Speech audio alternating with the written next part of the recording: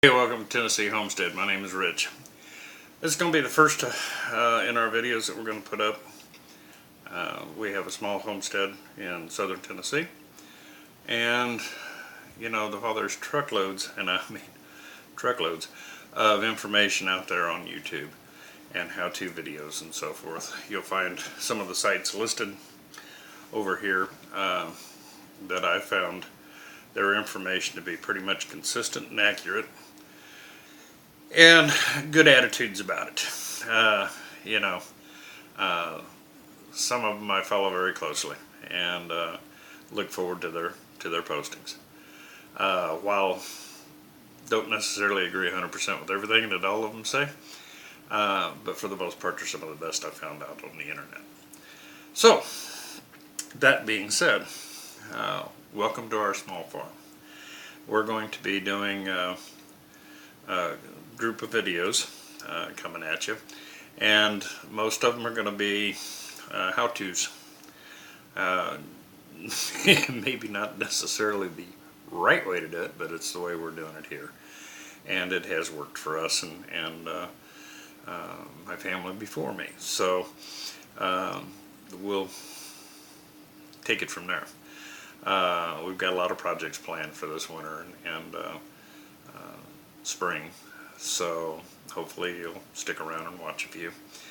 Down below you'll find a link to a video that is just basically a little slideshow of the farm, showing you some of the critters we got running around here and a little bit of the farm. We will be doing, like I said, some instructional videos. We've got some chicken tractors to build for spring, because we're going to expand out our meat birds a little bit. We have plank flooring going into the house, which may be pretty entertaining. I may not be able to run the audio with it because the language might get a little bit colorful. But basically we're just a couple of homesteaders who got sick of the system and said that's enough. Are we an off-grid, totally self-sustaining operation? No, not yet. We're working on it. But while we have power available to us, we're going to take advantage of it. It makes living your life a little easier. Do we prepare for when our power goes off? Well, let me tell you, we live at the end of a very unstable power grid. Seriously. We lose power a lot. So just out of pure necessity of living day to day, you have to kind of set up to, well, how do we light the house, cook our meals, take a shower, things of this nature, keep water flowing, so forth. But we're looking to do wind and solar, and a lot more wood for cooking and things of this nature. So it might make for some interesting videos. We do raise cattle and chickens, and we're going to be expanding out into some heritage pigs this year. I was never a big one on pigs. I grew up around them, okay? Got chased across the fence many times by them. Wasn't a big fan of hogs. But the wife has pretty much convinced me that some of these heritage breeds are worth looking into. We're also going to probably be adding some meat goats, primarily to help us out with pasture management. I've never tried goat's meat before. Maybe some of you will tell me how wonderful it is. I don't know.